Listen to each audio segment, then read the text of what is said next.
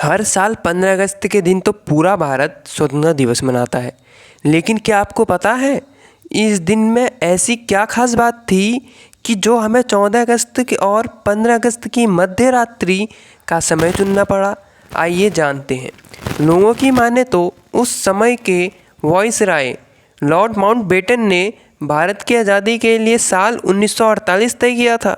लेकिन कई वर्ष और महीनों का संघर्ष, कठिनाई और हर दिन खराब हो रही परिस्थितियों को देखते हुए लॉर्ड माउंटबेटन को विवश होना पड़ा और भारत की स्वतंत्रता का दिन 1948 से 1947 करना पड़ा। यही नहीं, कुछ इतिहासकारों की माने तो 15 अगस्त को आज़ादी का दिन मनाना माउंटबेटन का अपना निजी सपना था।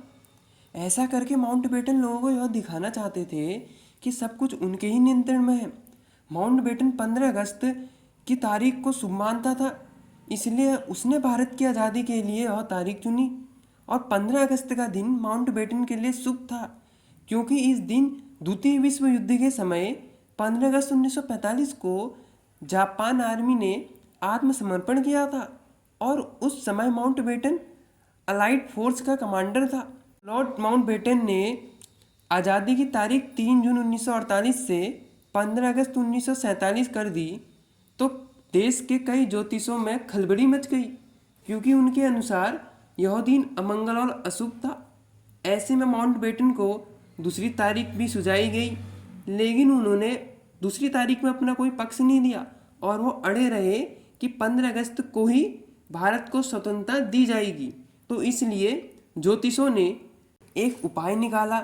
उन्होंने 14 और 15 अगस्त की रात का समय निकाला क्योंकि अंग्रेजों के हिसाब से दिन रात 12 बजे से शुरू होता है, लेकिन भारतीयों के हिसाब से दिन सूर्योदय से शुरू होता है। इतना ही नहीं, उन्होंने पंडित जवाहरलाल नेहरू जी से कहा कि उन्हें अपना भाषण अभिजीत मुहूर्त में 11:51 से 12:39 बजे तक भाषण देना होगा।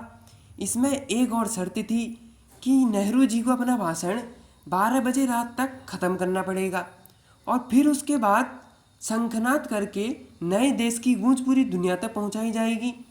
इसलिए 15 अगस्त की तारीख पक्की होने के बाद 14 अगस्त की रात 11 बजे से संसद की कार्रवाई वंदे मातरम से शुरू हुई और फिर नेहरू जी ने अपना भाषण ट्रस्ट विथ डेस्टिनी की शुरुआत की।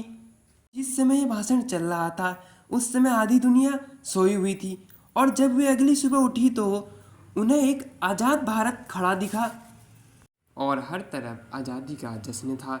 दिल्ली, पार्लियामेंट और चांदनी चौक को दुल्हन की तरह सजाया गया था और फिर पंडित जवाहरलाल नेहरू जी ने लाल किले से तिरंगा फहराया था और तब से हर प्रधानमंत्री लाल किले से झंडा फहराते हैं।